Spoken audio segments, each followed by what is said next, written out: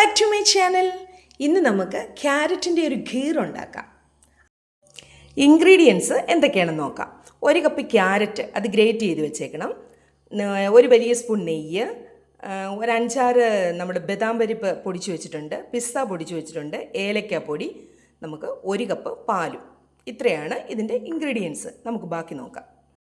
Pan ചൂടായ ശേഷം ഈ 1 കപ്പ് പാല് നമുക്കങ്ങോട്ട് ഒഴിക്കാം. പാൻ ചൂടായിട്ട് 2 കപ്പ് പാല് നമുക്ക് പാനിലേക്ക് ഒഴിക്കാം. ആ 2 കപ്പ് പാല് 1 കപ്പ് പാലാകുന്നിടം വരെ വറ്റിച്ചെടുക്കണം. വേറൊരു പാൻ അടുപ്പിൽ വെച്ച് 2 സ്പൂൺ നെയ്യ് നമുക്ക് ഒഴിക്കാം. അതിലേക്ക് ഗ്രേറ്റ് ചെയ്ത് വെച്ചിരിക്കുന്ന ക്യാരറ്റ് ഇട്ട് നന്നായിട്ടൊന്ന് വഴറ്റാം. ചെറിയ രീതിയിലിട്ട് വഴറ്റാം.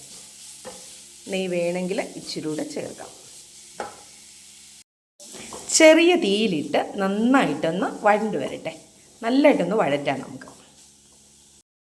നല്ല അടിപൊളി മണം വരുന്നുണ്ട്. ക്യാരറ്റും നെയ്യും എല്ലാം കൂടെ ചേർന്നുള്ളൊരു നല്ല മണമുണ്ട്. ഇതിനകത്തേക്ക് നമുക്കിനി 1/4 കപ്പ് വെള്ളം ഒഴിക്കാം. ആവശ്യാനുസരണം പഞ്ചസാര ചേർക്കാം. എല്ലാം കൂടെ നമുക്കൊന്ന് നന്നായിട്ട് ഒന്നുകൂടെ ഒന്ന് വറ്റി, വെള്ളവും പഞ്ചസാരയുടെ വെള്ളവും നമ്മൾ 1/4 കപ്പ് വെള്ളം ഒഴിച്ചതും എല്ലാം കൂടെ ചേർന്നൊന്ന് വറ്റി വരട്ടെ.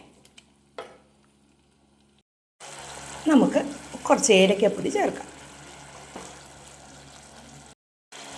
അതിനുശേഷം നമ്മുടെ 2 ഗ്ലാസ് പാല് 1 ഗ്ലാസ് പാലാക്കി വറ്റിച്ച് വെച്ചിരിക്കുന്നത് നമുക്ക് ചേർക്കാം.